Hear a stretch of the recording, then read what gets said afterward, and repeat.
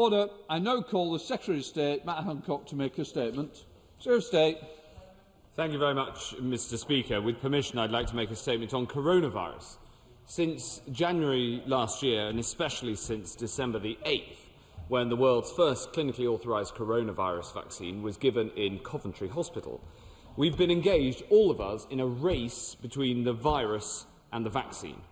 As a nation, we've taken some huge strides forward, and we can make careful further progress today, and we must remain vigilant. I can report to the House that there are now fewer than 1,000 people in hospital in the United Kingdom with coronavirus, and the average number of daily deaths is now 9. This progress means we're able to take step 3 in our roadmap today, carefully easing some of the restrictions that we've all endured.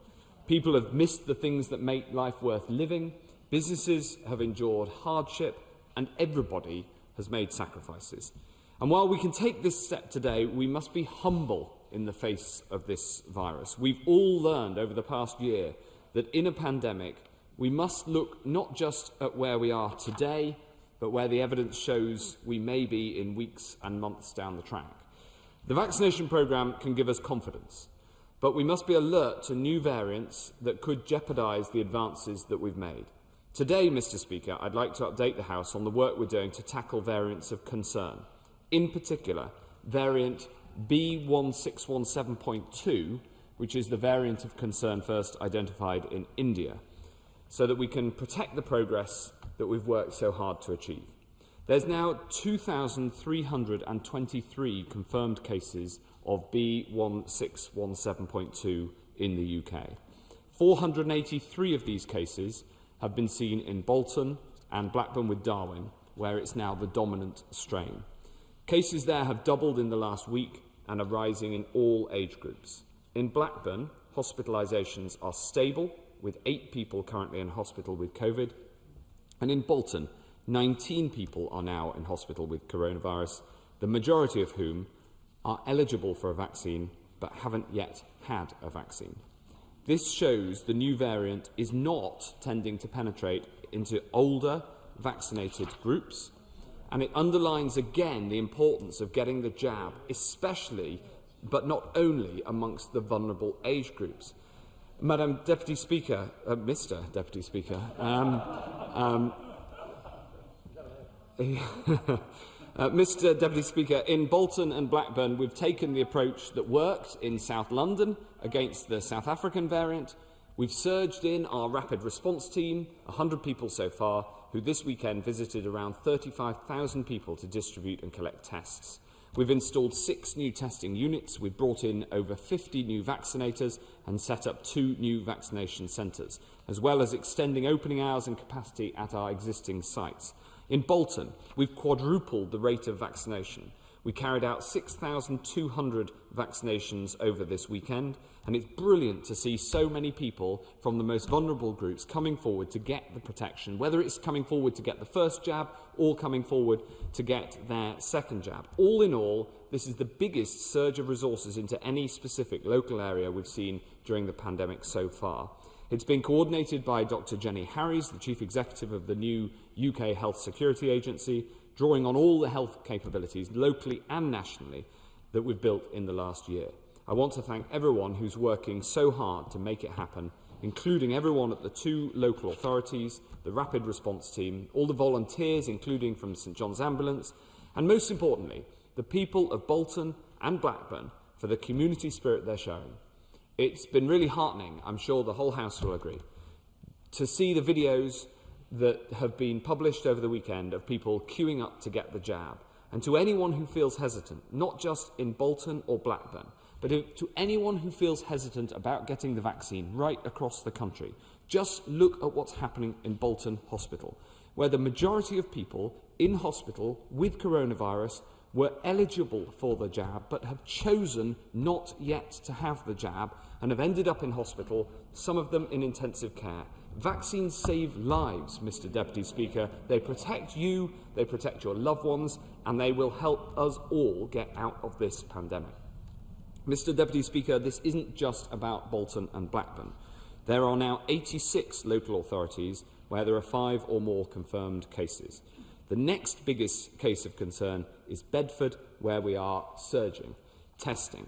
And I would urge everybody in Bedford to exercise caution and engage in testing where it is available. Mr. Speaker, Deputy Speaker, I also want to tell the House the latest scientific assessment of this variant. The early evidence suggests that B1617.2 is more transmissible than the previously dominant B1117 variant. We do not yet know to what extent it's more transmissible. And while we also don't have the complete picture on the impact of the vaccine, the early laboratory data from Oxford University corroborates the provisional evidence from Bolton Hospital and the initial observational data from India that vaccines are effective against this variant. This, of course, is reassuring, but the higher transmission poses a real risk. All this supports our overriding strategy, which is gradually and cautiously to replace the restrictions on freedom with the protections from the vaccines. The data suggests that the vaccine has already saved over 12,000 lives and prevented over 33,000 people from being hospitalised, and we're protecting people at a very rapid pace. Last week was the biggest week of vaccinations since the end of March. 36 million people have now had a first dose, and yesterday we reached the milestone of 20 million people having had their second dose across the UK. And I'm delighted to see the figures released by YouGov today, which show that the UK has the highest vaccination enthusiasm in the world, with 90% of people saying that they have had or will have the jab. This was no accident. We began planning the campaign for vaccine uptake a year ago, and I want to thank the huge range of people involved in promoting the benefits of vaccination, from Her Majesty the Queen to Sir Elton John and Harry Redknapp and Sir Lenny Henry, Holly Willoughby and Lydia West, and many, many others. Our campaign has been based on positivity and science, and I'm grateful to everyone, including so many members of this House from all sides, who have played their part. From tomorrow, I can confirm that we will be inviting people aged 37 to come forward before expanding this further later in the week. It's been brilliant to see the enthusiasm people have had when they've been invited to come forward, and we want to make it as easy as possible for people to show that they've had the protection that the vaccine provides. And I'm delighted to say that as of today, people can now demonstrate whether they've had their jab quickly and simply through the NHS app. Mr. Deputy Speaker, since January, we've been following a dosing interval of 12 weeks for second doses. Because the extra protection you get from a second dose, particularly amongst those most likely to end up in hospital or dying, it is incredibly important that everyone comes forward for that second dose at the right moment. The approach we've taken aims to give the most vulnerable the strongest possible protection against the virus. So since January, that's meant getting the first dose to as many people as possible, as quickly as possible. The research shows that this approach has saved around 12,000 lives. Now it's important to accelerate the second doses of all those most vulnerable to ending up in hospital or dying. So our vaccination strategy for all parts of the UK, including the areas of surge vaccination, will stick by the clinical advice set out by the JCVI. First, prioritise anyone over 50 who has not yet been vaccinated. Next, second doses to those over 50 are vital, which will now be done at a schedule of 8 weeks. Then follow the cohorts in priority order and the age groups as we open them. This clinically approved approach is the best way to save the most lives, rather than jumping ahead with first doses for younger people. While the JCVI, of course, keeps this clinical advice under constant review, we are clear that their advice is the best way to protect those most in need of protection and so save as many lives as we can. The NHS will be reiterating this advice to all vaccination centres and all directors of public health, and I'm very, very grateful to everyone in the NHS, in local authorities and in the whole system supporting this vaccination programme for following it. Mr Deputy Speaker, today's opening and step 3 marks an important step on our road to recovery. We must proceed with caution and care and bear down on the virus in whatever form it attacks us, so that in this race between the vaccine and the virus, it's our humanity, our science and our ingenuity that will prevail, and I commend this statement to the House. Jonathan Ashworth.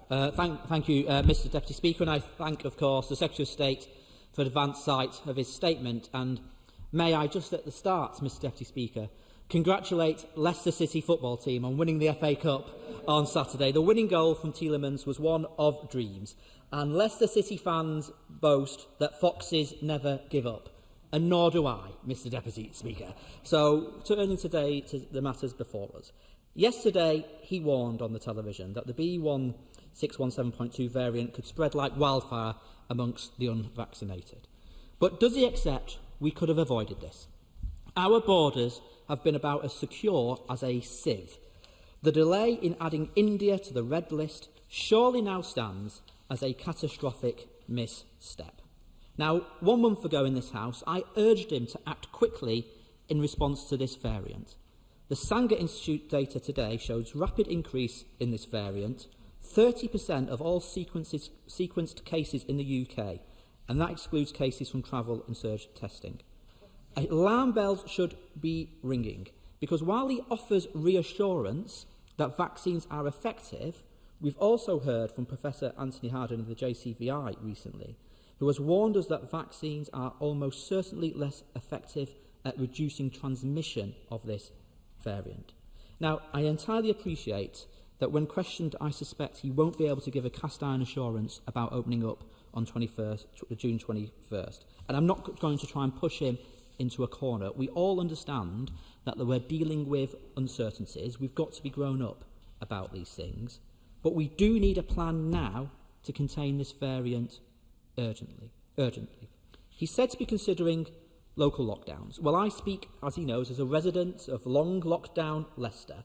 So before he takes out his mallet to try to whack moles again, can I suggest a number of things he tries first? Firstly, can he consider surge vaccination in all hotspot areas and go hell for leather to roll out vaccination to everyone? I was listening carefully to what he said about vaccination increases in Bolton, and I hope that also includes Blackburn. Is he saying that everyone over 18 in those areas will now be eligible for vaccination? As he knows, that's something the public health directors on the ground have been calling for. I hope we can listen to him.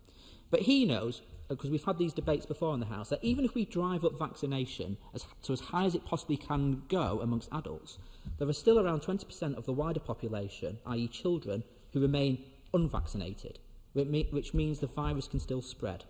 The CDC in the US is moving to vaccinate children, so can he update us on what progress he is making on that front here?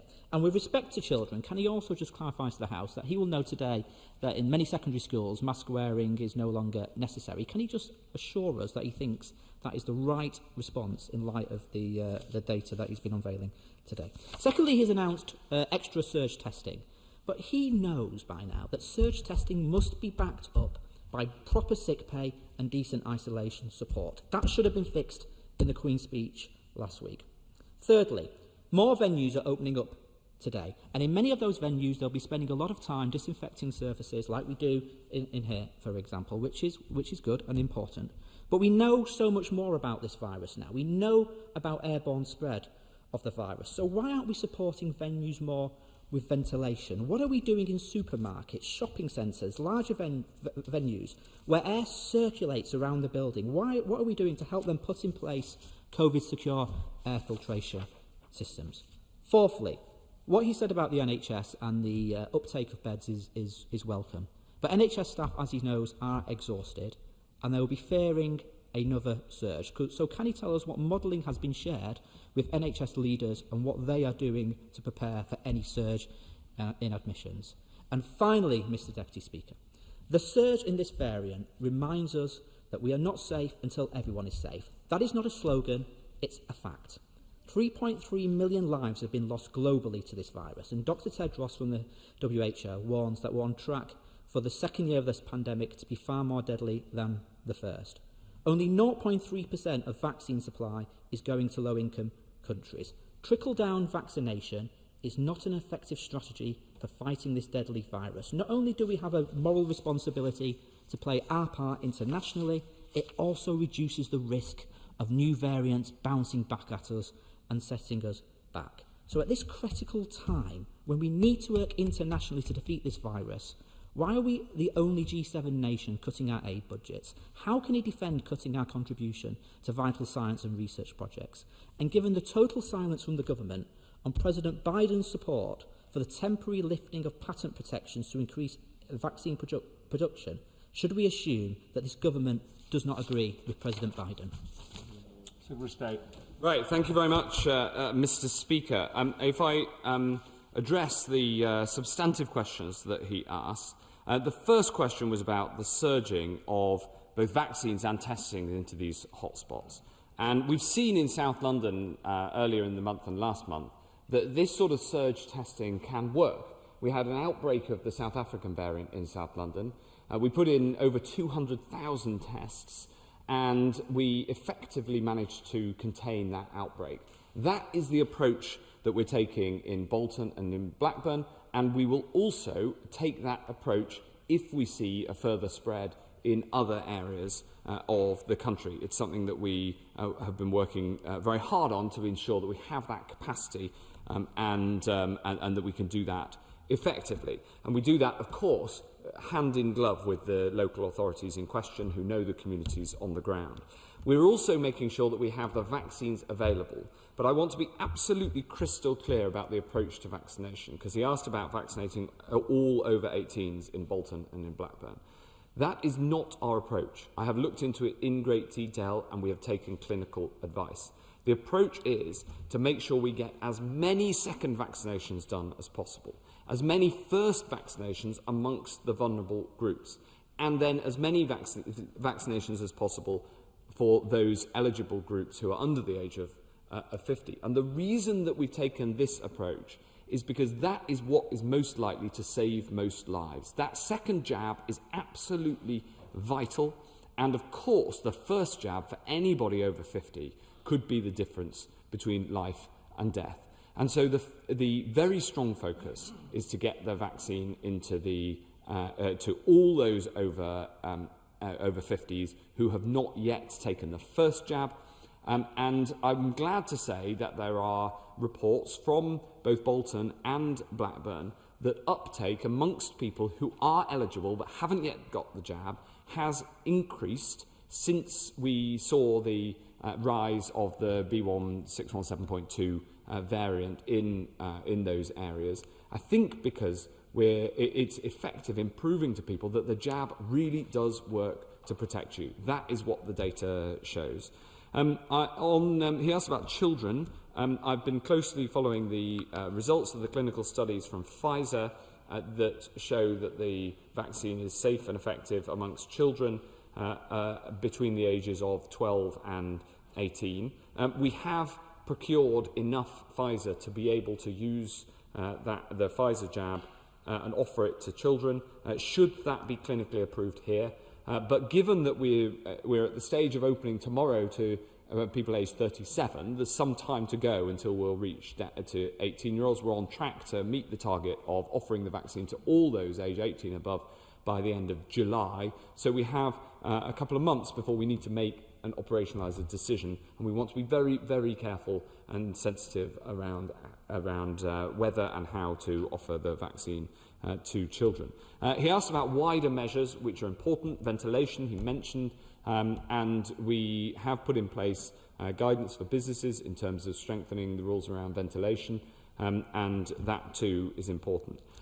He did a bit of a Captain Hindsight act, I thought, when it came to the Indian variant. He didn't seem to mention that we put India on the red list before this variant was deemed a variant even under investigation, let alone a variant of concern.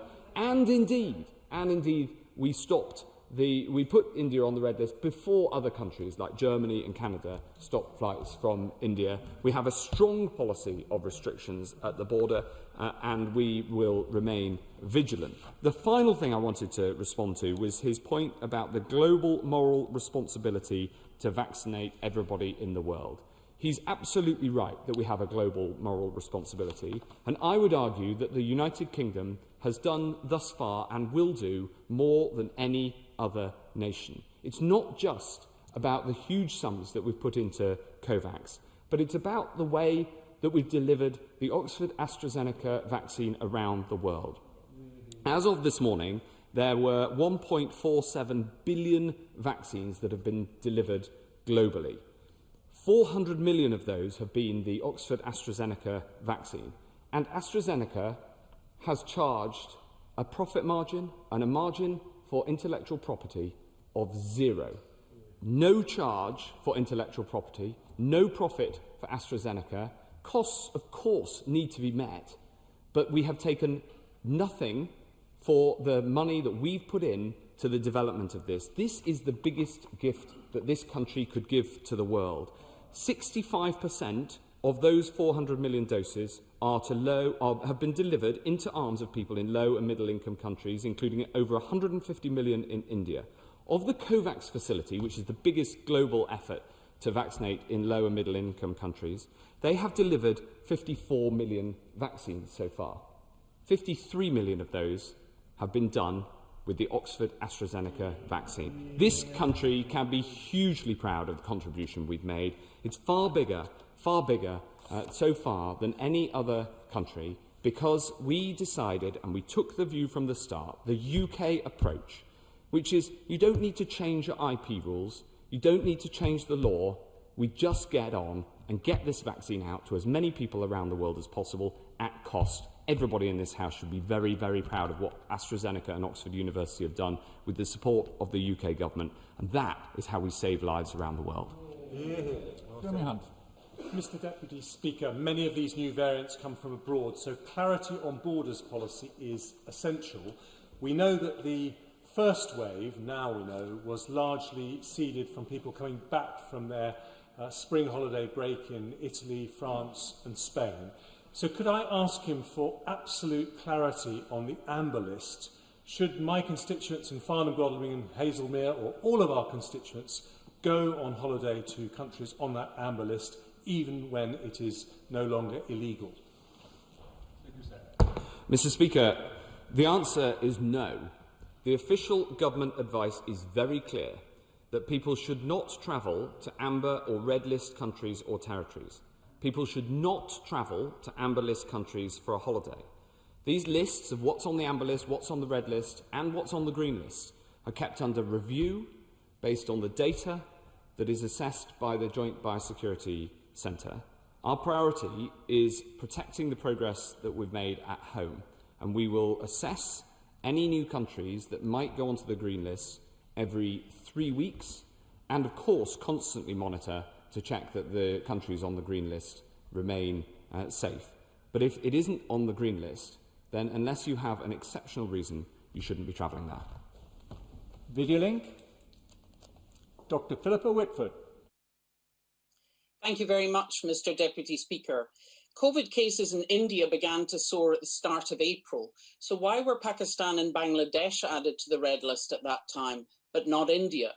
Was it because of the Prime Minister's planned trade visit?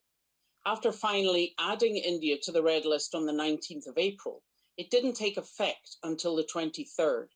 How many people arrived from India in those days trying to escape going into hotel quarantine? When I previously raised the issue of applying hotel quarantine to all travellers, the Secretary of State claimed the current system was protecting the UK. Does he now accept that the entry and community spread of the Indian variant shows this simply isn't the case, and that having a negative test doesn't rule out that travellers are carrying COVID?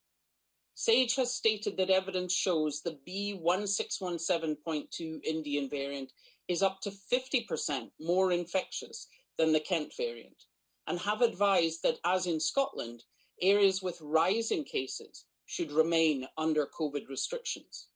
The Indian variant has been doubling every week despite lockdown.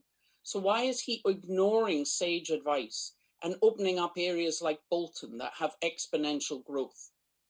Thankfully, this variant doesn't show significant vaccine resistance, but he must know it isn't possible to outrun the virus through vaccination alone. With those up to 35 not eligible for surge vaccination, this leaves a large pool of unvaccinated people in whom the variant can spread. And even those who receive a vaccine in the coming weeks, it will take 2 to 3 weeks before they are protected.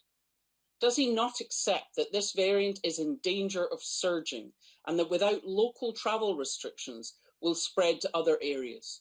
While it's good news that fully vaccinated people aren't ending up in hospital, just letting it spread among young adults could allow the evolution of yet another UK variant. Secretary of State. Thank you, Mr. Deputy Speaker. I answered these questions in the response to the honourable gentleman.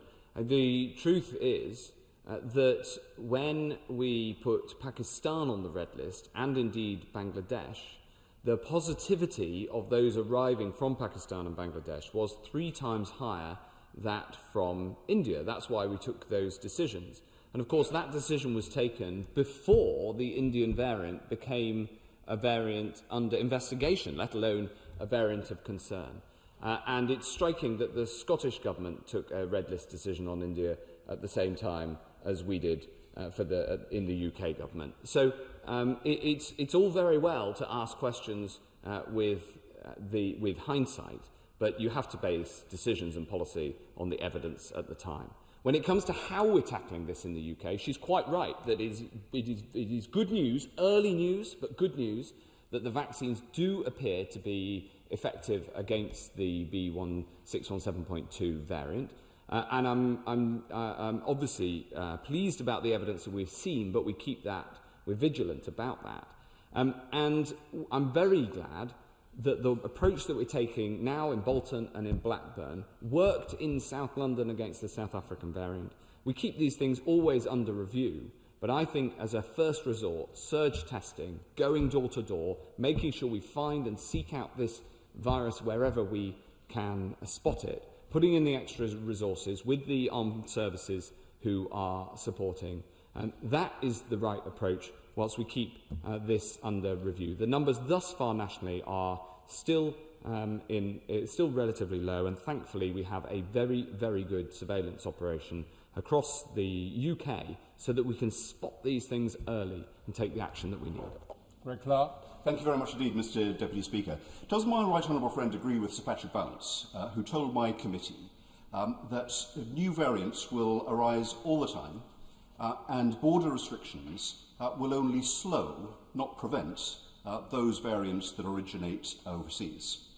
So what level of vaccination protection do we need to get to in this country before he's in a position to rescind the rather strange advice he's just given to our right honourable friend and allow people who've been tested 3 times and quarantined for 10 days to travel to places like France and Spain?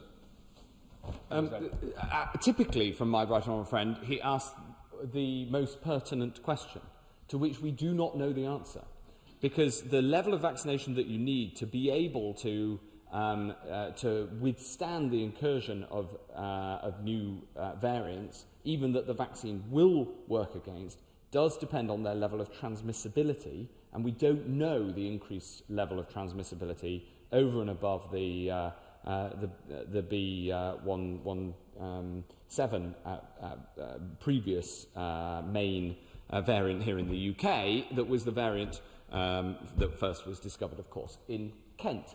And therefore, this is an absolutely critical question, but unfortunately we don't know the answer to it yet.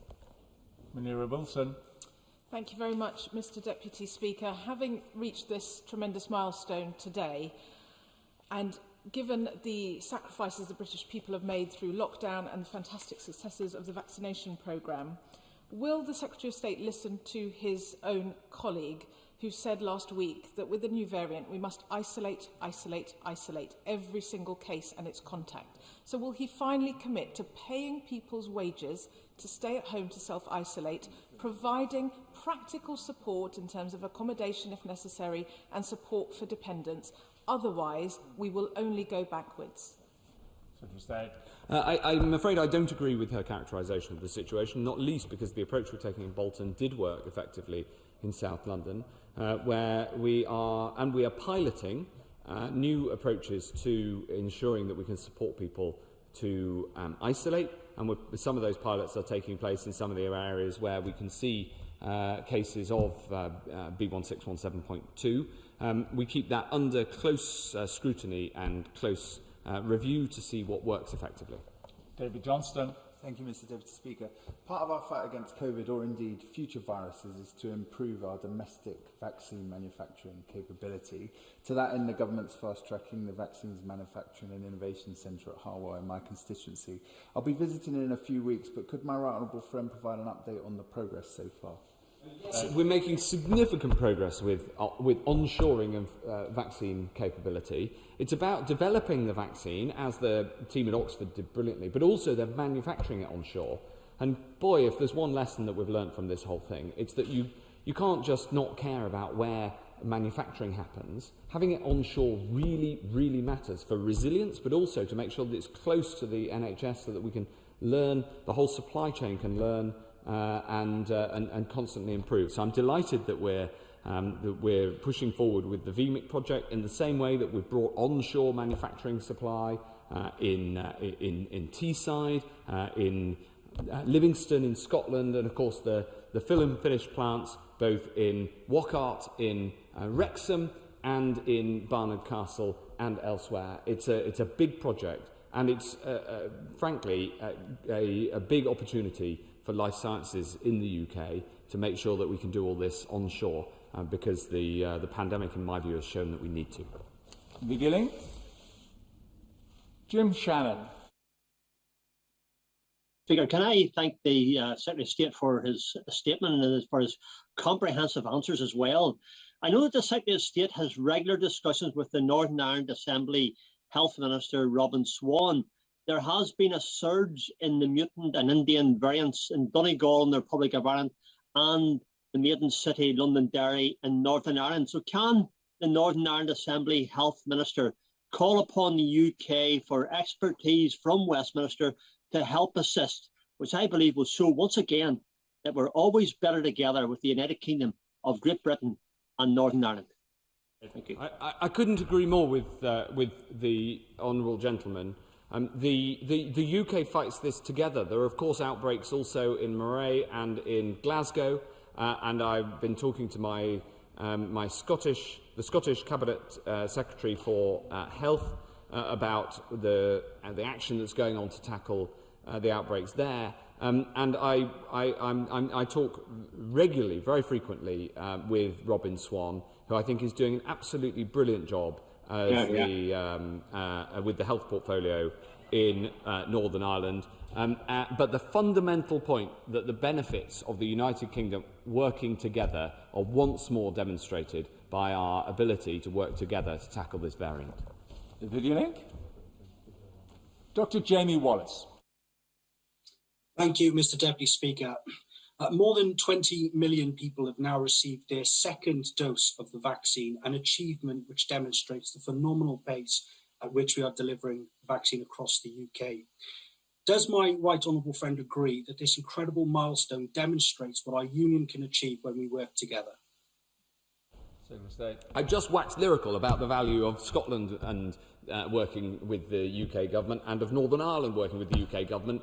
My honourable friend almost chastises me for not mentioning Wales. Of course, working with Wales is incredibly important. Look at the fill-finish plant in Wockart. The number of people who have been vaccinated in this country with a product that is manufactured in Wales measures in the tens of millions, including myself. And we should all be very proud of that.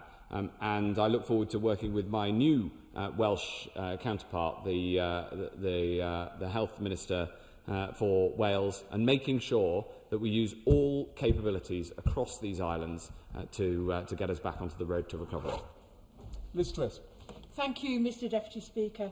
today sees the long-anticipated lifting of many of the restrictions on our life and social life.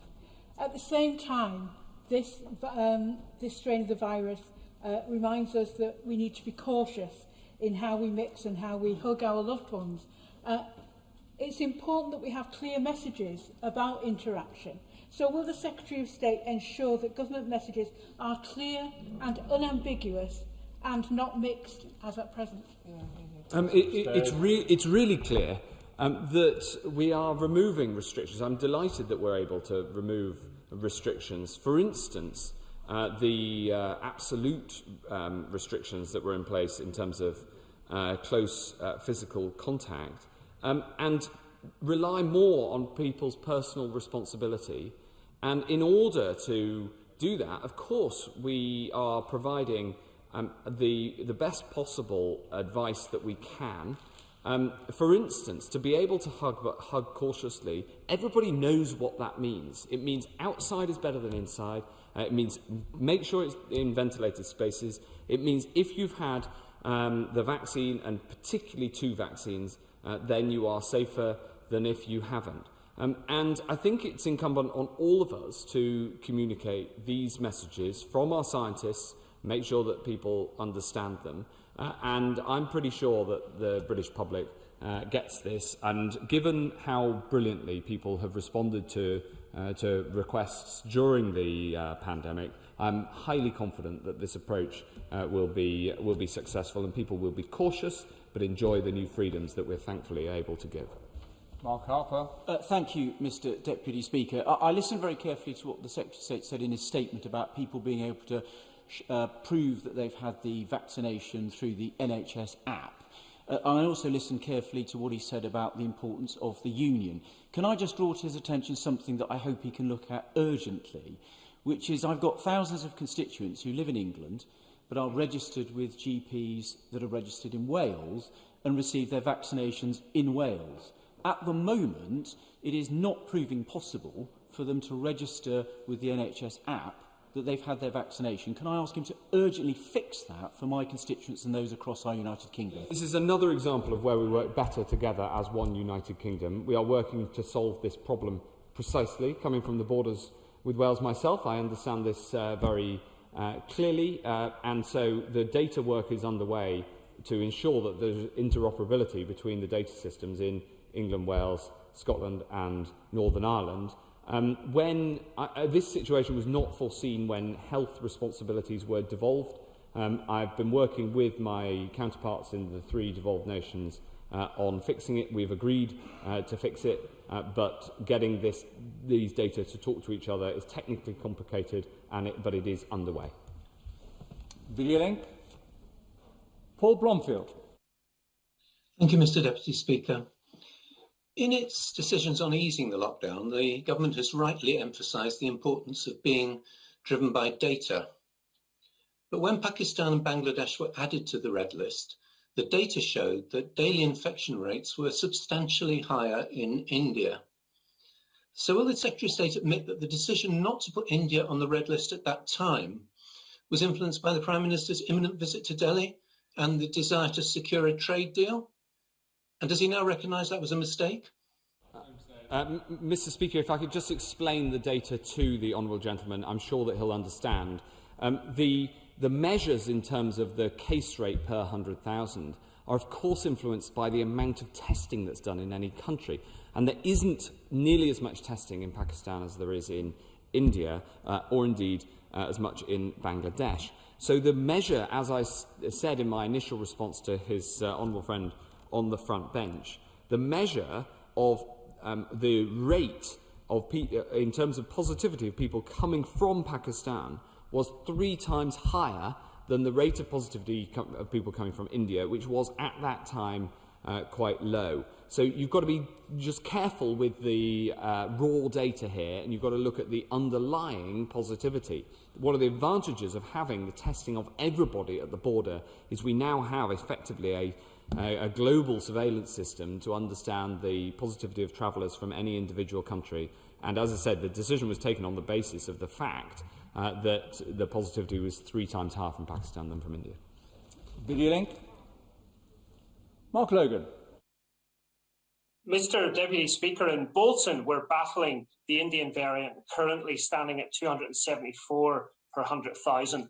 The heroes of Bolton jabbed 6,200 people this weekend. Well done to the Health Secretary and his department. Can the Health Secretary also pay tribute to the Bolton team, Councillors Greenhouse, Baines, Morgan, as well as Dr Lowy and Dr Wall? And can the government commit to first dosing the whole of Bolton before the end of May and getting that second dose out to more vulnerable groups at a similar pace? And finally, what would the Health Secretary like to stress to Boltonians as we open up today with the rest of the country?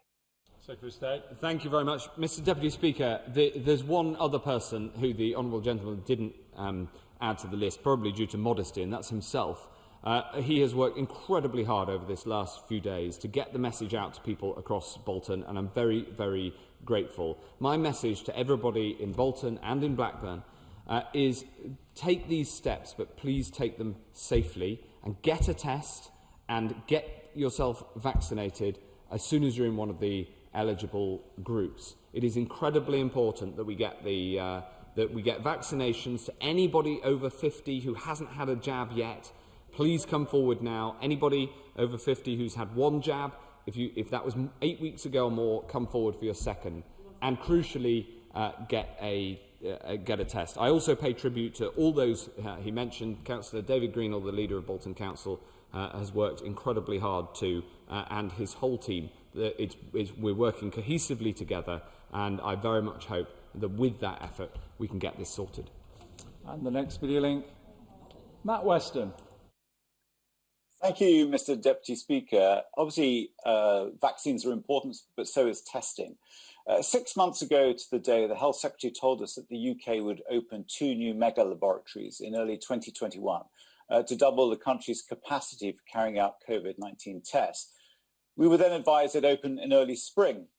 The one in Scotland was cancelled. The one here in Leamington remains surrounded in secrecy, NDAs and private contracts for staff employed by private companies, some linked to Conservative donors.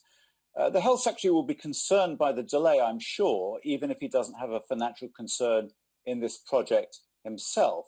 Can you just tell us what is going on, and can he confirm when the place will open and that staff will actually be employed directly by the NHS? Thank you very much, Mr Deputy Speaker. We have a PCR testing capacity in this country of many hundreds of thousands more than we use each day. The Leamington Spa project is incredibly important. People working there are doing a magnificent job, and frankly, I don't think the rest of his question deserves an answer. James Carledge. Can I strongly share my right honourable friend's sentiment which he expressed earlier about his pride in the role the United Kingdom has played in the global vaccine effort through the Oxford AstraZeneca vaccine? But of course, the Indian variant has shown us we do remain vulnerable while the virus is rampant abroad. So can you say what further steps we can take in the global fight against COVID?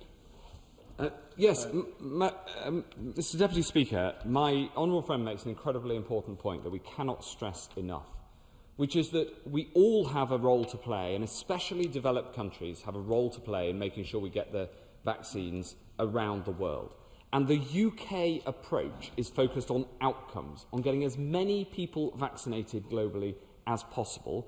And the best way to do that is to allow the work that we've done here, the research and the proving of the Oxford AstraZeneca vaccine, to then be replicated and manufactured everywhere at cost. That is a better approach because it protects the future intellectual property values, and it allows for the research money to go into new vaccines and variant vaccines and doesn't undermine the system of intellectual property, which is the underpinning concept of all pharmaceutical development, yet at the same time it makes sure that we get people vaccinated around the world. And this country should be incredibly proud of the fact that we have helped vaccinate over 400 million people, with many, many hundreds of millions more to come.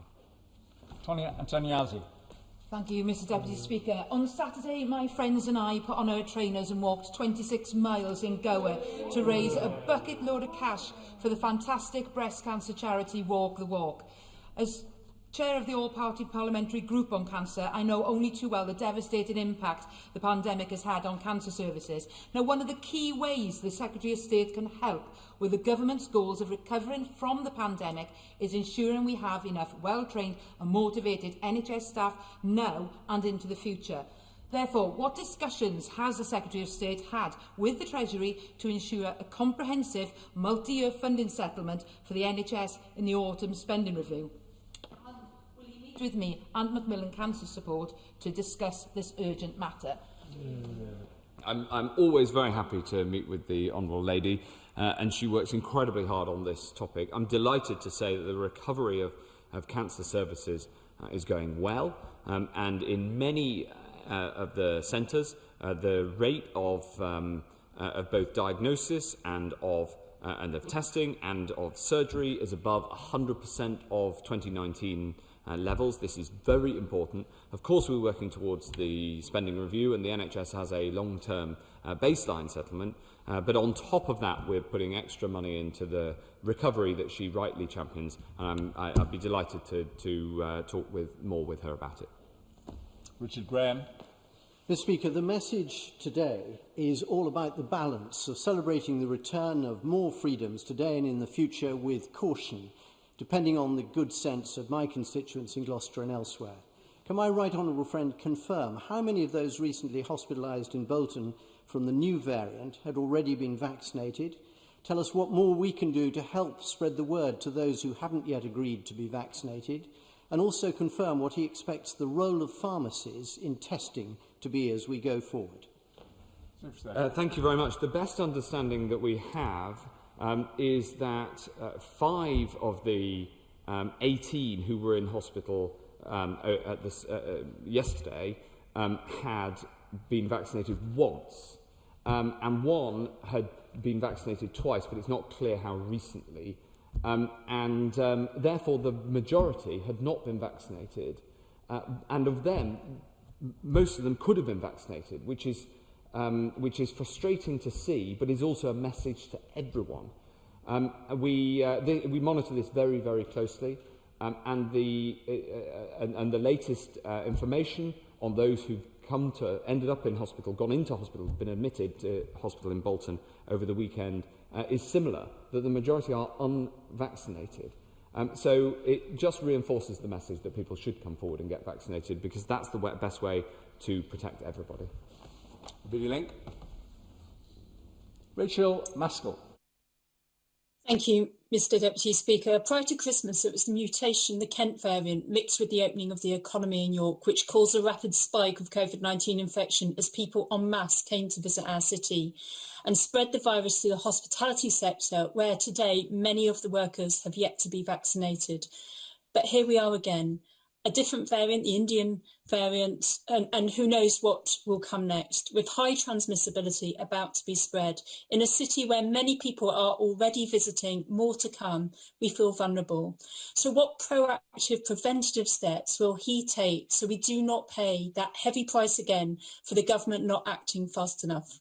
Thank you very much. The most important difference between now and then is, of course, that the vast majority of those who are vulnerable to ending up in hospital or dying of COVID have now had 2 vaccines. The uptake rates of the vaccination have been absolutely spectacularly high, and the uptake rate of the second vaccine has also been incredibly high. And this means that the protection afforded to those who have chosen to take up the vaccine is very, very high, with the latest estimates that having had 2 jabs and then waited a fortnight or so after your second jab leads to around a 97% reduction in mortality. Now, of course, we will continue to drive and open up access to find those final few percent of people, but the lesson from the last few days is that if you have not yet taken up that opportunity to be vaccinated, then you should, because it's those people who have sadly ended up in hospital, and we don't want to see that. Will Rack.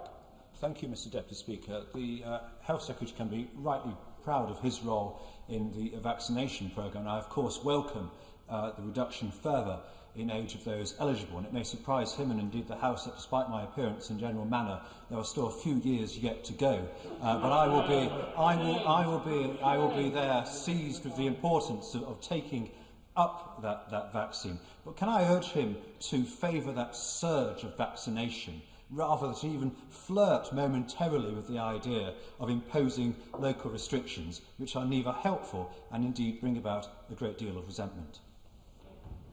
Well, Mr Speaker, I'm glad to say that we'll get there before the end of July to my honourable friend, no matter how young he is, and because I'm pretty sure he's an adult. In both actuality and attitude, crikey, I'm getting myself into more trouble than I anticipated. But his broader point, which is a call against local lockdowns, is one that I understand, and we've had differences of view on this in the past. It is not where we want to go. Of course, we don't rule it out, but we have seen the approach that we're taking work. We saw it work in South London, and we have this huge testing capacity that we just didn't have in the autumn, of hundreds of thousands of tests a day that are available, which is expanding, as the honourable member for Leamington Spa articulated. And we have these lateral flow tests, which are simple and easy to use, and you get the result fast, and we've got millions of them. So the surge testing plus the vaccine means that we have so many more tools at our armoury than we did before. Video link. Peter Grant. Thank you, Mr Deputy Speaker, and I'm certainly very grateful in advance to the NHS Fife staff who will give me my second dose of the vaccine exactly 10 weeks to the day after my first one. The Secretary of State has indicated that a factor, probably a significant factor, in the spread of this highly transmissible new variant has been people who could have been vaccinated by now, but who, for whatever reason, chose not to accept the vaccine. And there will be genuine concerns that people have in a number of cases, but a major issue has got to be that people are declining the vaccine because they're believing the lies that have been deliberately and maliciously spread by anti-vax campaigners on social media. What further action does the government propose to take against those who are deliberately spreading these lies for no other purpose than to put the lives of others at risk? Well, the anti-vaxxers haven't had a very good time of it recently, and I'm absolutely delighted take-up is as high as it is. But one of the reasons that we've been able to take on the anti-vaxxers so effectively is because we haven't danced to their tune. Instead, what we've done, and what members in this House right across, and I'm looking around now and I see people on all sides of the House who played their part in this, we've put across the positive, science-based, objective enlightenment values, if you like, of why the vaccine is the right thing. And we, as a House, as leaders of our national debate, have done that with one voice, based on that scientific advice. We've done it across the 4 nations of the United Kingdom with one voice. We've done it with scientists, with clinicians, with religious leaders, with all those who have a strong voice in this debate. And it's telling the positive story that is the vital thing that we can do. Of course, there may be those who do otherwise, but we shouldn't. That isn't for us. For us is to tell the positive story, and I'm very, very grateful to the honourable gentleman for himself playing his part in that by celebrating having his second jab, and I'm absolutely thrilled that he'll have that protection in just a couple of weeks' time, the maximum protection that you can get, and together is helping not only himself and his loved ones, but all of us to get through this. Video link. Hugh Merriman. Mr Deputy Speaker, thank you. I was going to ask the Secretary of State to confirm if, for those vaccinated, there is effectiveness against the B16172 variant. I was also going to ask him how many deaths in the UK from this strain have been recorded from those vaccinated. But given that he's just effectively turned the amber list into red, can I ask him what the point of me having my passport is anymore? This COVID will always mutate. The vaccine will always have to keep up. We've managed to vaccinate 99% of the mortality risk. When will this government actually take a little bit of risk and allow people to get on with their lives again? Thanks very much, Mr. Deputy Speaker. The red, amber and green lists are there reflecting the risks that there are in other places around the world. The amber list, of course, means that you need to quarantine at home. The red list means that you need to quarantine in a hotel. The green list means that we think that it is safe to travel.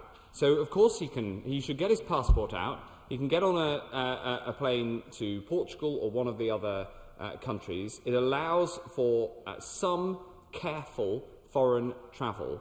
But my first duty is to protect the lives of people here in the UK, and the best way to do that right now is to make sure we are cautious on international travel to protect the opening up here at home. Thank you. Rebecca Long-Bailey. Thank you, Mr. Deputy Speaker. The Secretary will know that analysis of data published by Public Health England shows that the spike in cases in Bolton so far is mostly confined to school children and young adults who are socially mobile and haven't been vaccinated yet. There are valid concerns, therefore, that as lockdown eases today, this might lead to a subsequent rise in cases within unvaccinated cohorts across Salford, which directly borders Bolton. So can the Secretary confirm today that he will act now to protect people in Salford, curb any spread beyond surge hotspots and accelerate the vaccine rollout programme in Salford, not just for second doses, but for first doses for younger unvaccinated cohorts? Thank you very much. Yes, we're opening up vaccination to those aged 37 tomorrow. And anybody in Salford who's in one of the eligible groups and hasn't been vaccinated should come forward. And if you have been vaccinated more than 8 weeks ago but haven't yet had your second jab and you're in Salford, then please come forward. We have a very, very good surveillance system now in this country, and we publish all the data from it, so we can all see day by day the cases. We can also see the impact on hospitalisations, and I'm glad to say, thankfully, that link, which was almost inexorable in the past from cases through to hospitalisations and deaths, that link is now broken. Now, it isn't completely severed, but the link is much, much weaker because of the protection of the vaccine. So those are the things people can do in Salford, and I look forward to working with her to get those messages out to everybody. Sarah Brickliff.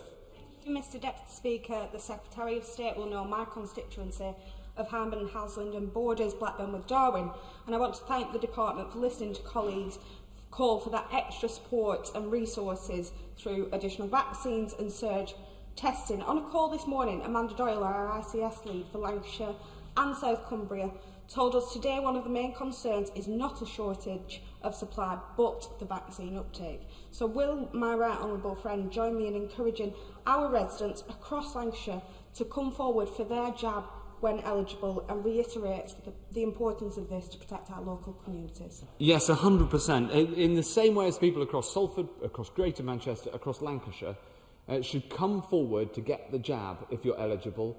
And we're going, in some areas, like in parts of Bolton, we're going door to door with the jab. In the wider area, we're saying to people, come forward and get your jab. That is the best protection you can have. And also, twice weekly testing is available to everybody now. So come forward and get your test. The more regularly that you get tested, the more that you can help break the chains of transmission. And then when you get that chance, get the jab. Emma Lowback. Thank you very much, Mr. Deputy Speaker. Thanks to the Prime Minister delaying travel restrictions, an estimated 20,000 people arrived in the UK from India before restrictions were put in place. Can the Secretary of State inform the House how many of those arrivals were COVID positive and then subsequently quarantined, and if not, why not?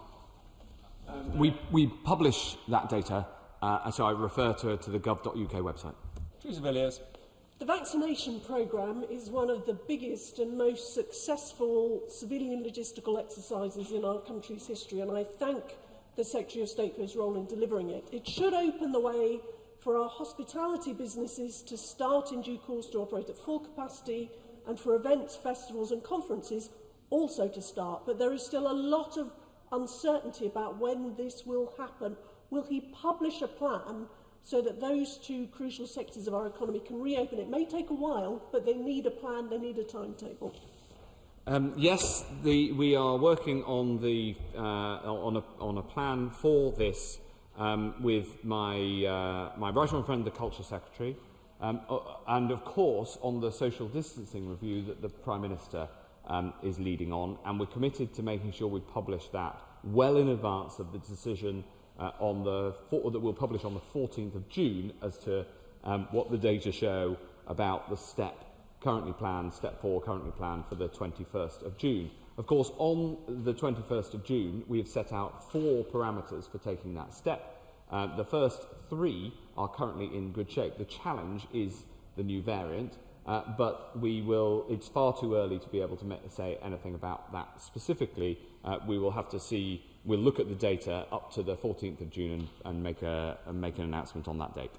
The video link, Margaret Greenwood. Thank you, Mr Deputy Speaker. COVID restrictions are easing, but almost 5 million people are waiting to start NHS treatment. So now is not the time for a major reorganisation of the National Health Service. Yet the government plans for the future of the NHS and social care would embed a postcode lottery, allow for the deregulation of NHS professions, and allow the discharge of vulnerable patients from hospital before they've been assessed for continuing health care. Public consultation on this has been woefully inadequate. So will the Secretary of State pause the entire process until after all COVID restrictions have been lifted, and then carry out a full public consultation so that patients, NHS staff, care workers and unpaid carers can have their say? On the contrary, the proposed reforms set out in the White Paper, which have come from the NHS themselves, will help to deal with the backlog. They will help to make sure that the NHS is ready for the rest of the 21st century. They have been welcomed by the Select Committee, and I'm grateful to the report of the Select Committee last week, which welcomed them, asking for further detail on a couple of other areas which we'll work with them on. And I would urge her to speak to her colleagues in the local NHS and ask them whether they think that collaboration is the way forward, whether we should have greater interoperability, whether we should have greater integration on the ground and get rid of a load of the bureaucracy that is currently there in law. And if she isn't persuaded by her local NHS or by me or by the Select Committee, Mr Deputy Speaker, maybe she should speak to her own front bench, who also welcomed the reforms. Thank you, Mr Deputy Speaker. As of last week, over 82,000 doses of the COVID vaccine have been administered across the High Peak. An amazing achievement, and I want to put on record my thanks again to everyone who's made this possible. Can I urge the Health Secretary to focus on doing surge vaccinations and surge testing in those areas with growing numbers of new cases to put us in the best possible position so that we can get rid of any remaining restrictions as soon as it is possible? Yes, this is our planned approach. I'm glad to say that the number of cases across the High Peak is very, very low now. And I'm also glad to see that the vaccination rates across the whole of Derbyshire are really high. I was in Derbyshire just before the elections, and the rates are high. There's huge enthusiasm behind the project, and I pay tribute to my honourable friend's work in making sure that that's what's happened. Video link. Caroline Lucas. Thank you, Mr Deputy Speaker.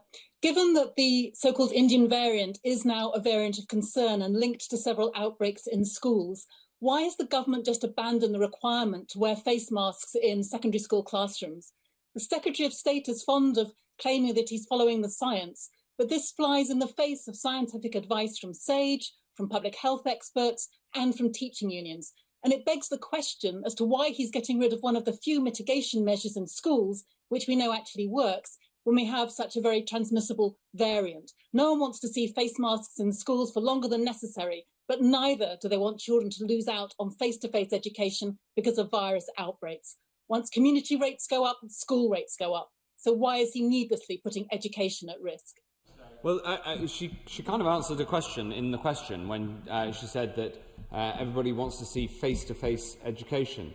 And the thing is that in a classroom setting, being able to see somebody's face does have a material impact, and therefore we don't want to have face coverings in school settings for longer than they're necessary, but we are prepared to have them in place where they are necessary. There is discretion for local directors of public health where there are significant challenges, and it's something that we discuss, for instance, with the Director of Public Health in Bolton and in Blackburn. That's been part of the discussions over the last few days. But what she's asking for is a blanket approach, including in areas where the number of cases is incredibly low, and the decision that we've taken, on balance, taking into account the education risks and the advice from SAGE and from public health experts, is that, she shakes her head, we listen to these scientists and crucially balance both the public health advice and the impact on education, and therefore we're having a more localised approach without the blanket approach that she recommends. Ron Butler. Thank you very much, Mr Deputy Speaker. Today's measures are very welcome in Aylesbury, with local pubs, restaurants, the museum and cinema all eager to welcome back customers. Can my right honourable friend reassure local residents that as business and culture return to normality, so too will our health services, and over time it will become easier once again to have face-to-face appointments with GPs? Yes, and he'll have seen, no doubt, the letter sent out from Dr Nikki Kanani, who's the Medical Director for Primary Care in NHS England, reiterating the point that it is important to offer a face-to-face consultation for a patient who really wants a face-to-face consultation, whilst also using technology where that is the most clinically appropriate thing to do. And these decisions should be taken between doctor and patient together. There is no greater supporter than me of the use of technology in healthcare, and I think it improves access no end. People do need to be able to go to the surgery if they so choose and see the right person, the clinically appropriate person, and that's the approach that we're taking, whilst making sure that we can use a system that allows people to access the right services in the right settings as much as is possible. Cooper. Thank you, Mr Deputy Speaker. People will understandably feel angry that all of the progress everyone's worked so hard for, supporting the vaccines following restrictions, is now being slowed or potentially put at risk because the government's border measures have failed to prevent the spread of a new variant. Could he tell me, is it true, as reported, that even by the 7th of April, 5% of people arriving from India had COVID, apparently 50 times higher than the rate here? Can you tell me what had that figure risen to by April the 19th? And how many of the 2,323 already identified new variant cases are people who have travelled directly from India, and how many are people who have caught it through onward transmission that wasn't prevented by the border measures? As I said, the positivity rate for people travelling from India was relatively low at the start of April, and we published the data of the positivity rates from the managed quarantine service. However, by the end of April, the positivity rate from India had risen. So we, the government, took the precautionary decision, even before this variant was deemed a variant under investigation, to put India on the red list. And we did that before other similar countries like Germany and Canada banned their flights. And so I understand the chair of the Select Committee's enthusiasm for pursuing this line of questioning, but what I would say to her is you have to take decisions based on the evidence. You can't take decisions based on evidence that arrives afterwards, which is what she seems to think that we should have done. Yeah. Thank you, Mr Deputy Speaker. More than 70,000 people in Redcar and Cleveland have now had at least one jab, which is an amazing achievement so far. And it's great to hear that the vaccines seem to be protecting against the Indian variant too. Can he confirm that the Novavax vaccine that's made in Teesside will also be tested against the Indian variant and other variants of concern? And can he update us as to when it will be made available as another great Teesside export. Teesside is playing its part, and in fact, I earlier today met Ben Houchen, the newly re-elected mayor of Teesside, to talk about what more we can do to invest in Teesside, to invest in the NHS in Teesside, to invest in life sciences like vaccine production on Teesside. And he's doing an absolutely fantastic job of taking the voice of Teesside right into the heart of Whitehall, as is my honourable friend, of course. And he's quite right to raise this point about the Novavax vaccine, which is going to be manufactured on Teesside. Of course, we will study its impact against the new variants, but we have a high degree of confidence that the Novavax vaccine has a broad coverage, and in fact, one of its attractions is that it has this broad coverage, not just against the variant that it was precisely designed to deal with, but a wide range of variants too. That is part of the theory of the technology that underpins that particular vaccine. It's a very modern vaccine, it's very exciting, and it's terrific that it's being made on Teesside. Video link. Devendra Mishra. Mr. Deputy Speaker, we're not safe until everyone is safe. Following President Biden's announcement that the US government will support an intellectual property waiver to help scale up the volume of safe and effective COVID-19 vaccines globally, can the Secretary of State explain why the British government is still blocking the TRIPS waiver at the World Trade Organization? Because we've got a better approach, and because our UK approach has led to the vaccination of 400 million people. He should take enormous pride in that. And we're able to do this whilst protecting the intellectual property rights that will lead to the development, for instance, of the new vaccines, the new technologies, the variant vaccines that are going to be necessary in the future.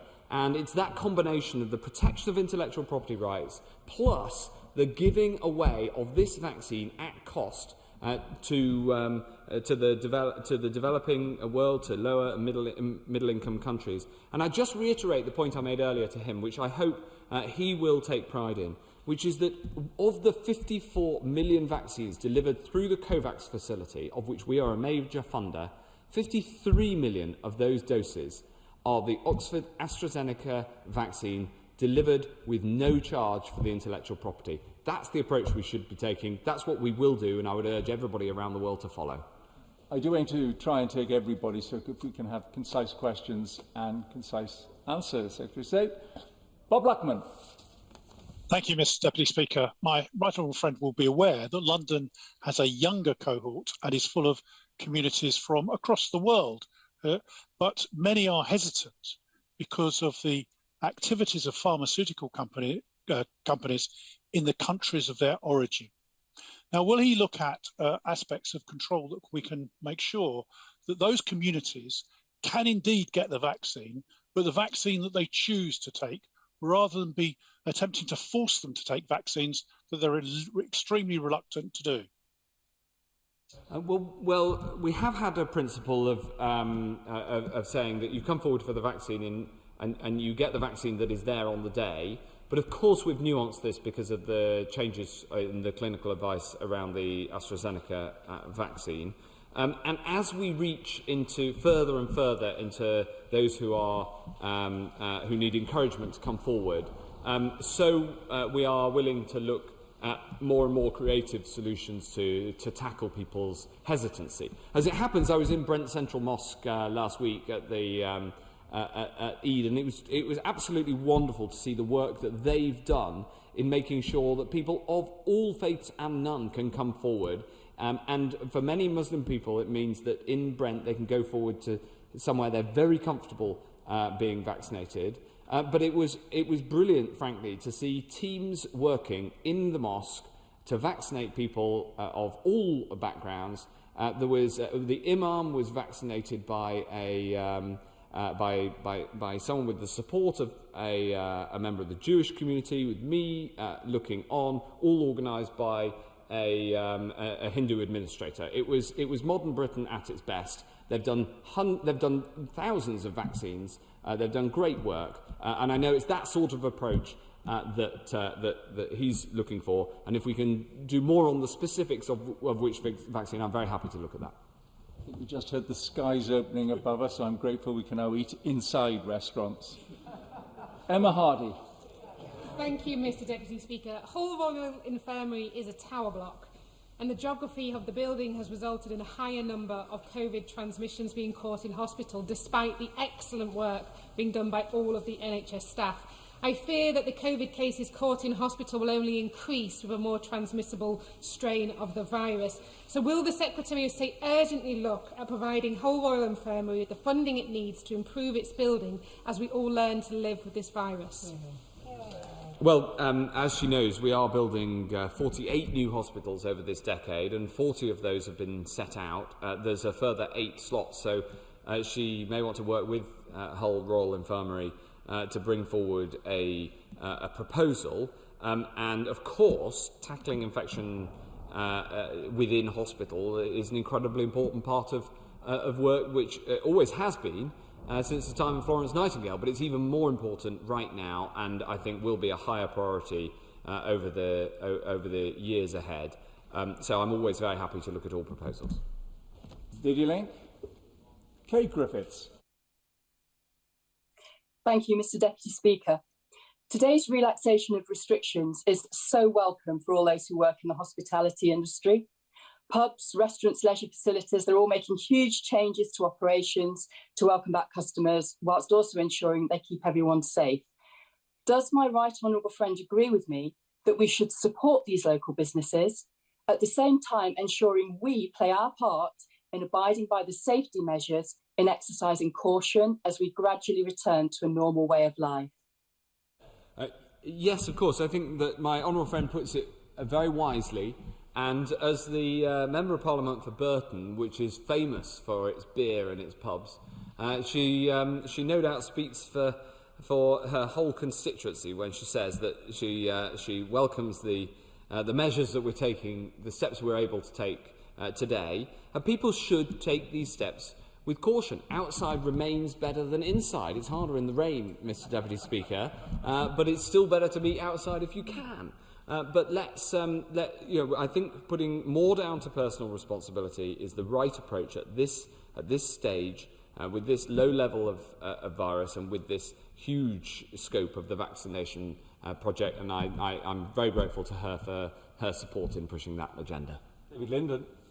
Thank you, Mr Deputy Speaker. The Secretary of State will be aware that in Glasgow we are seeing an increase in the virus due to the so-called Indian variant.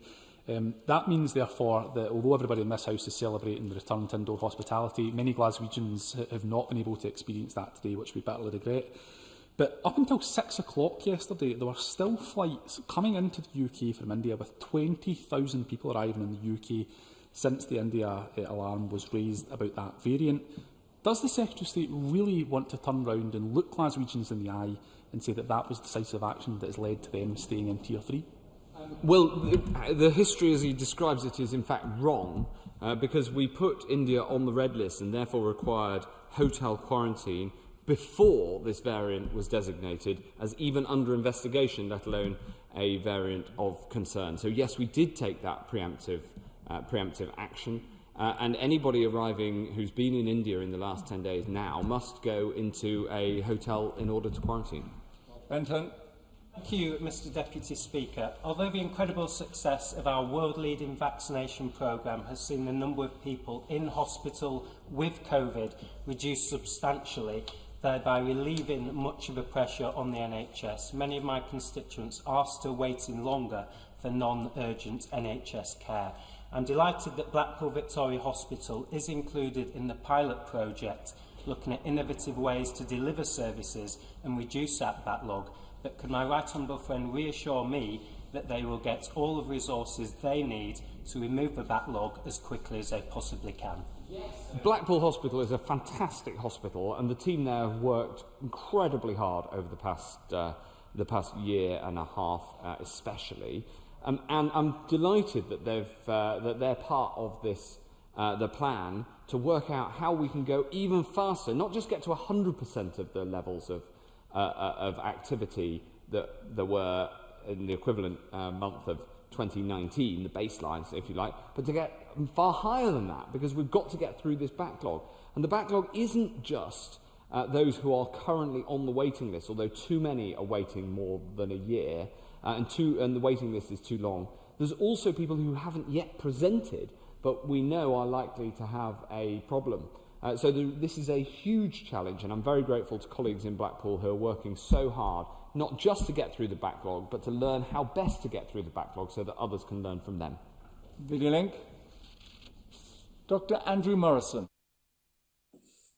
Thank you, Mr. Deputy Speaker. The staggering success of the COVID vaccination programme means that non-COVID viruses may well kill more people this winter, sadly, than coronavirus on current trends. Can I ask my right honourable friend whether he is confident that an effective flu jab will be available to address this year's emergent strains of flu? What will he do to maximise uptake by vulnerable groups of the flu vaccine? What's the latest on a COVID booster dose this autumn? And would the flu jab be given at the same time? He's quite right to ask all these questions. In fact, I met Simon Stevens and the Vaccine Deployment Minister about this morning because we want to make sure that the flu vaccine programme this winter is a success. We had the biggest flu vaccination programme in history last winter. We are trialling currently the co-administration of flu and COVID vaccines. I do this because you put one in each arm, Mr. Deputy Speaker. It's something we're looking at for the autumn alongside as part of a booster programme for COVID. So there is a lot of work underway in this space, and I would suggest that he meets and discusses this with the Minister for Vaccine Deployment, who is now responsible for both the COVID and the flu programmes in order to better tie them together. Thank you, Mr. Deputy Speaker. I heard what the Secretary of State had to say earlier on about testing rates in Pakistan and Bangladesh. But according to Johns Hopkins University, the daily infection rate in Pakistan back in April was 4,500. In Bangladesh, it was 7,000. In India, it was 100,000. So surely if he was taking a precautionary approach, wouldn't that have suggested that he should have placed India on the red list much sooner? No, the statistic that's missing from that analysis, which was also missing from his honourable friend's analysis earlier, is the amount of testing that's done in each country. So what you have to do is look at the positivity when a selected appropriate sample is tested. It's not possible to do that in many low and middle income countries, and therefore the best way to do that is to look at the positivity rate of people who are travelling to the UK, because there we test everybody, and that's the most statistically appropriate way to assess the question he was rightly trying to assess, and that showed that positivity rates were 3 times higher in India. The time limit as well on the Queen's speech debate that follows this statement it'll start at 5 minutes. I'm sure it'll go down thereafter. Tobias Elwood. Mr. Deputy Speaker, I look forward to welcoming my honourable friend to visit the vaccination hub in Bournemouth. Today's partial liberation of COVID restrictions will be welcome up and down the country, but not least in Bournemouth, where hospitality and tourism are so important. But the development of yet another mutation, such as the Indian variant, illustrates, until this pandemic is brought under control globally, other, more deadly mutations may develop. Would my right honourable friend agree that this is a shared global adversary? Will this be raised at the G7 summit? And when does he think our spare vaccine capacity can start to be directed abroad? Well, Mr. Deputy Speaker, he's quite right to describe the incredible efforts in Bournemouth, which I know he's played a very direct and personal part in delivering. I look forward very much to visiting as soon as I can get down there. And by the way, I agree with Sir John Bell that Bournemouth is a great place to go on holiday, and I'm sure that he agrees with me about that too. When it comes to global support, of course, as and when we have excess doses, we will look to support countries around the world with those doses. But the number of doses that we can support around the world from our excess purchases is small compared to the spectacular support that we've already given the whole world with the more than 400 million doses of Oxford AstraZeneca vaccine that have been delivered at cost. The majority of doses of Oxford AstraZeneca that have been injected in low and middle income countries, and 98% of all COVAX jabs given so far have been that vaccine delivered on the back of British science, supported by the UK government, Oxford University, AstraZeneca, doing this all without taking a profit. And that we should be very proud of. Deputy Link. Deputy Abrahams. Thank you, Mr Deputy Speaker. Mr Deputy Speaker, the wider the gap between the rich and poor, the bigger the difference in our life expectancy and healthy life expectancy. And this has been laid bare over the last year. The UK's high and unequal COVID death toll has been driven by the rampant poverty and inequality that successive Conservative governments have allowed to go unchecked. In January, the Prime Minister promised to implement Professor Sir Michael Marmot's recommendations to address this and to build back fairer. So what discussions has the Health Secretary had with the Prime Minister on this, and will investigating the UK's structural poverty and inequality be part of the COVID inquiry? Well, I discussed this issue with the Prime Minister, and the Office of Health Promotion is intended to be able to tackle some of these issues, led clinically by the Chief Medical Officer, and make sure that we can strengthen the public health case around government, because so many policies of departments out with the Health Department are critical in addressing the question that she raises. Next video link. Peter Byrne. Thank you, Mr Deputy Speaker, and I'd like to thank the Secretary of State for yet again coming to the House and updating us on the COVID situation. And the Prime Minister, the Secretary of State and the whole government must take great credit for the vaccination programme. And the Secretary of State is surely right when he says we can only defeat COVID if we have vaccinations. And we've been tremendously successful at that. And I think we did 800,000 in one day last week. But could it be possible, could the Secretary of State say whether it would be possible to increase that vaccination rate even higher so that we can defeat this terrible pandemic even earlier? I hope so. The rate-limiting factor remains supply. We get them out as fast as we get them in. There isn't a stockpile waiting, he's absolutely right about the importance of this. And trusting this science, this vaccine science, is the way out for all of us. And by offering everybody a vaccine, the Bolton example demonstrates that if it's the unvaccinated who end up in hospital, we need to get that message to everyone. And I'd far rather be getting the vaccines out than having to undertake the sorts of local lockdowns that we had in the autumn. It's a far, far better approach because we've got these capabilities, the vaccines and the mass testings. And that's the approach that we're taking. He's quite right to highlight it, and it's very kind of him to say what he said about me. Next video link. Andrew Salute.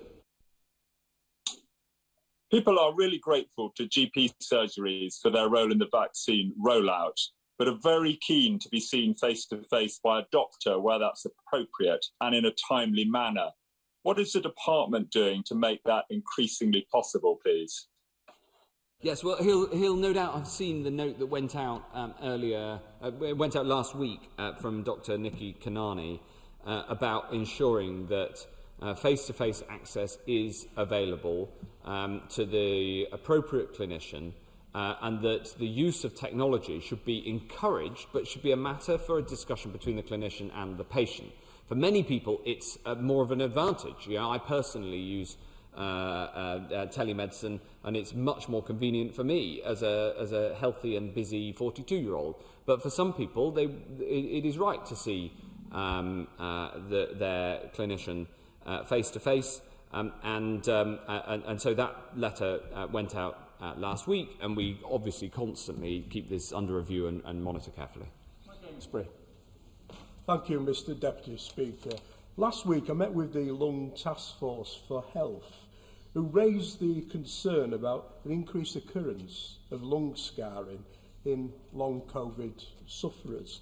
What assessment has the Secretary of State made of this impact on potential resources going forward for the health service? Yes, we are, of course, worried about the impact of long COVID, and the evidence is growing in terms of the different impacts. And the clinical advice is that there are a number of different syndromes that are together badged as long COVID, because for some people it has an impact, as he says, on lung scarring. For some people the impact is more neurological. And so we've got to make sure that the services and the response, and indeed the research, is targeted at the different types of long COVID. I'm very happy to arrange a discussion between him and our clinical leaders on long COVID, because this is a very important topic. Video link. Dr. Luke Evans. Mr. Deputy Speaker, the Health Secretary may be forgiven as he's one of the biggest and busiest people in the country at the moment, but he may well have missed Tillerman's strike from 30 yards and the VAR decision late on in the game. But 21,000 fans did see it live, and many of them were my constituents and that were there to celebrate Leicester City win the cup. But of course, Wembley holds 90,000 people, and this was a test event. So when will we find out the results of this test event and the outcome for things like the Euros in the future?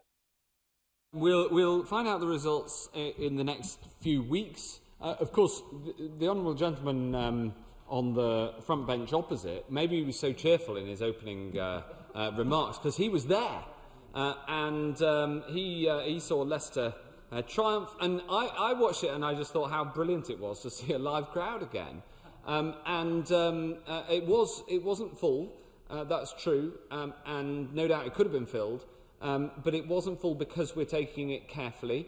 I'm working with my right honourable friend, the Culture Secretary, and the Minister for Sport, who I know found it extremely enjoyable to be able to go to a sports event as the Minister for Sport, which is he's missed. So we will assess the data that come out of it. Everybody who went is part of a testing regime. We will look at the results of that, as we'll look at the results of the other pilots like the Brits and the snooker at the Crucible, and then make an assessment going forward. Ruth Cadbury. Thank you, Mr. Deputy Speaker. The UK's defences against incoming COVID infections are only as strong as the weakest point. I'm still awaiting a response from the Health Secretary about Hounslow's DPH's concerns about COVID-infected seafarers being transported to Hounslow hotels by the shipping companies, no quarantine, nor prompt notification to local public health teams, and no consistent infection control at the hotels. And also, travellers and staff at Heathrow are raising concerns about weaknesses in the arrivals process there. So when will the Health Secretary convince this House that the UK's COVID defences are fit for purpose? Thank you very much, Mr. Speaker. I pay tribute to the team who have put together the managed quarantine service, which has run remarkably smoothly for such a complicated operation, and they're always very happy to hear feedback and constantly improve the system. And I work very closely with the Home Secretary and the Transport Secretary on this. There have been remarkably few complaints for a system that has had to be put in place for significant numbers of people now. Video link. Ollie Mummy-Croft. Thank you, Mr. Deputy Speaker. Can I thank the Health Secretary for his constant support in ensuring continuous vaccine supplies to the Baths Hall? We have, of course, been following the Prime Minister's announcements closely in Scunthorpe. Could my right honourable friend set out more detail on how the move towards some second doses after 8 weeks will be implemented, especially for those who have already booked their 12-week appointment? Thank you. So I'm delighted we managed to sort out the wrinkle that we had with the supplies of vaccine to Scunthorpe. It was a really good example of the Honourable Lady speaking up for Scunthorpe, and then the Minister got it fixed, that's how this should work. And I'm very glad we managed to sort that. And if there's any further problems, then please do let me know. Specifically, if you're over 50 and you have a second jab booked 12 weeks after your first, then we're inviting people to rebook their vaccination instead 8 weeks, from 8 weeks after, not before 8 weeks, because the effectiveness of the second jab strengthens for those first 8 weeks. And you can do that on the national booking system or through calling 119. And we're texting those who we have the numbers of to be able to communicate. So there's a whole process in place to get people rebooked wherever that's possible. Thank you very much, Mr Deputy Speaker. People in Chesterfield will be looking forward to getting back to the football stadium this weekend. I'm not sure if we'll enjoy it quite as much as my honourable friend did this weekend, but nonetheless, it is incredibly important to everyone. And for that reason, they will be worried by the sense of the increase of the Indian variant, understandably. And it is important that we get an understanding about those decisions. And I hear what the Health Secretary had to say about the reasons why he thought it was appropriate for India to be put onto the list later than Pakistan and Bangladesh. But there will be those who think that the Prime Minister's impending trip to India will have played a factor. We know there's this inquiry coming down the track. So can the Health Secretary confirm and clarify that there was no discussions in the decision to put India onto the red list later than Pakistan and Bangladesh about the economic consequences, about the Prime Minister's trip or anything like that? It was purely the health considerations that were in play there. These decisions are based on the evidence, and the Joint Biosecurity Centre puts forward the evidence for red listing.